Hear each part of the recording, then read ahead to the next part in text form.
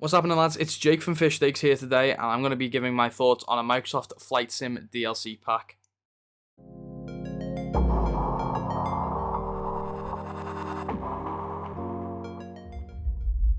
So I'm going to be reviewing the Great Britain Central Regional Enhancement pack made by OrbX. If you're not familiar with OrbX, they are a group that make a ton of Flight Sim DLC. These can vary from vehicles to random seasonal mods, as well as airports, city and regional enhancement packs. This pack in particular adds, improves and corrects a wide range of significant landmarks or points of interest to any cities or countrysides central to the UK. These include iconic buildings, famous bridges, museums, town halls, and loads of other POIs in Britain, ranging from the northwest all the way to the northeast. Just to name a few, you've got Liverpool, Manchester, Leeds, Sheffield, Blackpool and Newcastle. To be a bit more specific, it adds hundreds of uniquely modelled points of interest, such as lighthouses and piers, stadiums, castles, manor houses, churches and cathedrals, military bases, masts, and iconic bridges.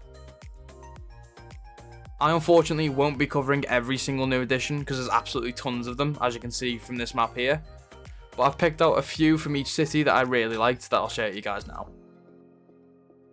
Starting off with my hometown of Liverpool, we have the original Albert Dock and Pierhead, compared to the new and improved version, which adds the Port of Liverpool building, the Art Museum, and the Cunard building.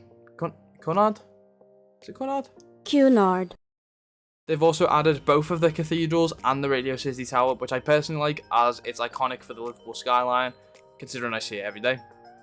In Manchester, there's been an upgrade to the Beetham Tower, and the Angel Square has also undergone a facelift.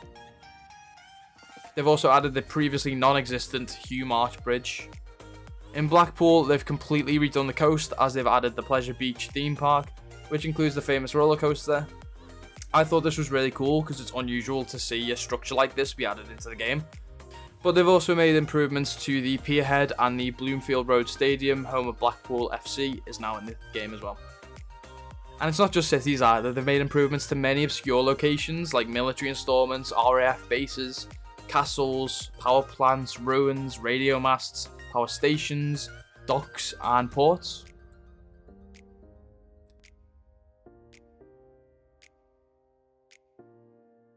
I live quite near a port, so they've managed to recreate that in the game and it looks identical to what it looks like in real life. So I thought that was really cool.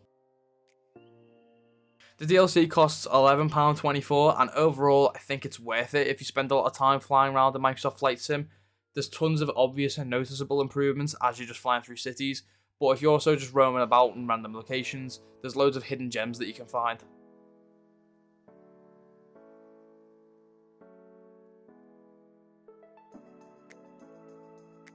I also think the detail that's gone into some of the structures is insane.